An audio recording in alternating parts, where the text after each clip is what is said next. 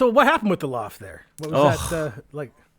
Oh, it's a catalogue of disasters. I kind of blame myself, but I don't. It's one of these things. I replaced the shower.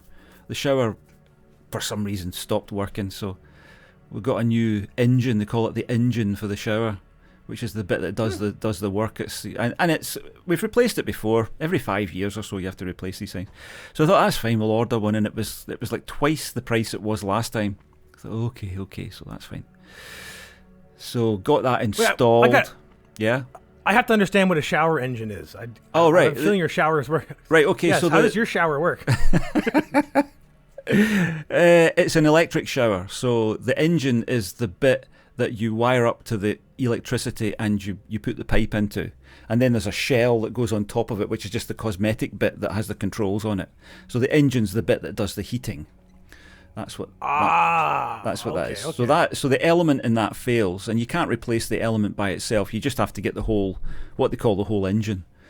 So got that, replaced it. Everything was fine. Shower was working successfully. And then about 2 or 3 days later, oh God, I'm sitting here just doing away, and my wife's. She was in bed and she heard this dripping, and she comes running down. She's stark naked, runs in there. And I was like, what? And there was water pouring into her craft room upstairs.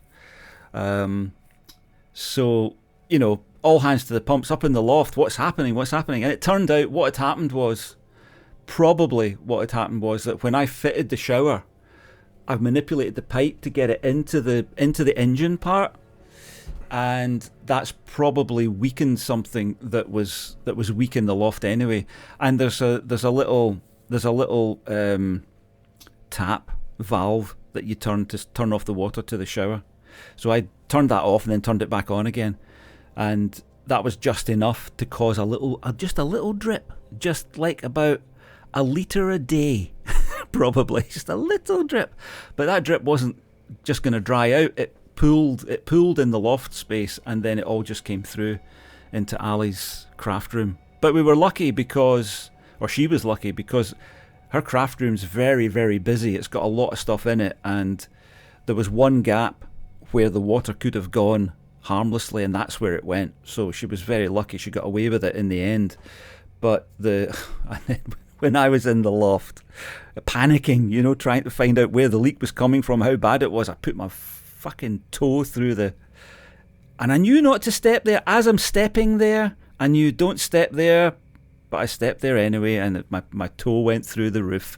So we had this partial collapse. So we've taped it all back up, but then what this then sparked was a complete rejig of the loft, which is well overdue because it's where we put all our crap goes in the loft. So you can imagine, in a modern household, what kind of rubbish is up there. Everything that comes through the door, the packaging for it goes in the loft so that we have it in case we need to send it back. So there's all that kind of stuff. There's all of Lily's old toys which you don't want to throw out because you paid a lot for them, so you keep those. So we're still not fixed. I mean, we're still sort of, I'm still in this room struggling with the aftermath of it. I've got a box over there and various other things. So it kind of sparked off a whole sort of domino effect of having to deal with this, that, and the other thing.